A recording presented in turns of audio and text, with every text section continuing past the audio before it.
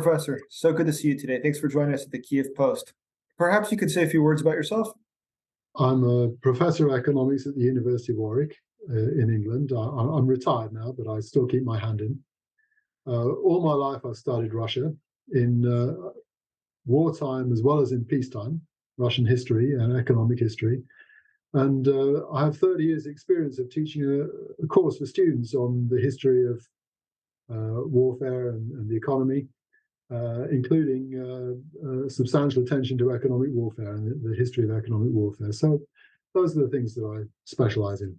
How would you define what the sanctions are against Russia today? Would you consider that to be economic warfare? Yes, economic sanctions is a term that I sometimes try to avoid because people often think of economic sanctions in a very kind of separate box. You know, it's an alternative to war. It's a way of avoiding armed conflict. In many circumstances that we look at, economic sanctions do not have that effect. But what is taking place right now is a conflict between states, and among the targets of those states is the economy.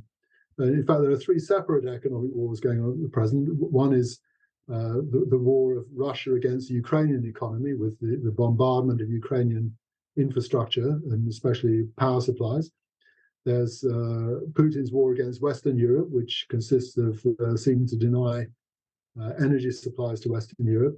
And then there's the economic war of Ukraine and its allies against Russia, which primarily takes the form of trying to deny imports to the Russian economy. And I think that's what we're most concerned with today. But the same laws of economic warfare apply to all of these conflicts at the same time. Well, could you cite an example, perhaps, of economic warfare historically, how it's been used and how it played out? A great deal of what we know about economic warfare comes from German history, because in two world wars, the Allies blockaded, and in the Second World War also bombed the German economy with the aim of trying to accelerate German defeat. And so what we can learn from this experience is that, first of all, economic warfare takes time. And the first results are very often disappointing. Many people thought that if you blockaded Germany or if you started bombing German factories, the whole war machine would quickly grind to a halt, and that did not happen. Both wars took several years to reach their denouement. And during that time, Germany adapted to Western economic warfare, the Allied economic warfare, and took all kinds of countermeasures that prevented those initial effects from being as damaging as was expected. But this also had an interesting effect on perceptions, which was that because the first effects of economic warfare were often disappointing, people then discounted the longer term effects, which in the end were highly productive. And I think it's important to understand that Germany was defeated in both world wars by a combination of military action and economic measures that worked together, and each arm of the attack made the other arm more effective. So that the more intense was the Allied blockade, the more damage it did to the German economy, or Allied bombing. Eventually, that damage was felt on the battlefields in reducing German resistance. And I think that's an important lesson. But you can't expect it to work quickly. Military action is fast, economic action is slow. It's a basic rule. So I guess going forward with Russia, what should we expect?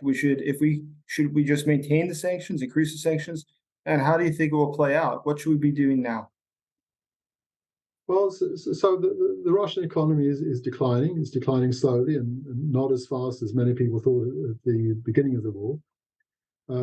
It's declining slowly, partly because the Russian economy, and especially the industrial economy, is being denied access to Western banking services, insurance, expertise, technologies, and microchips.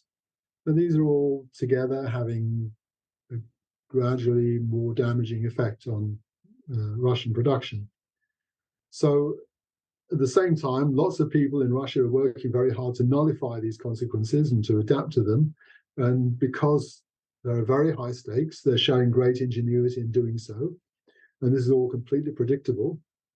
And one of the ways in which they're being creative is finding new routes for imports to reach Russia, especially through Turkey and India and China. And so this is beginning to offset some of the initial effects of the sanctions. So the first thing is economic warfare has to be continuous. It can't just be one set of measures and then you sit back and watch them have their effect. You have to monitor what goes on and observe how the adversary responds and then take steps to counteract that. So it's not a one-off thing. And it also requires patience. It requires patience and diligence. Mhm. And these are often not things that Western publics are very good at. So it requires political will. It requires determination.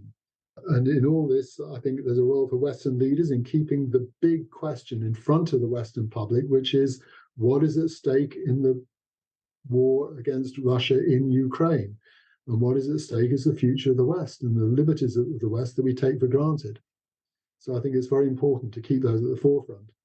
Absolutely, totally agree with you, Professor. Thank you for your time today. We appreciate it. Okay, thank you.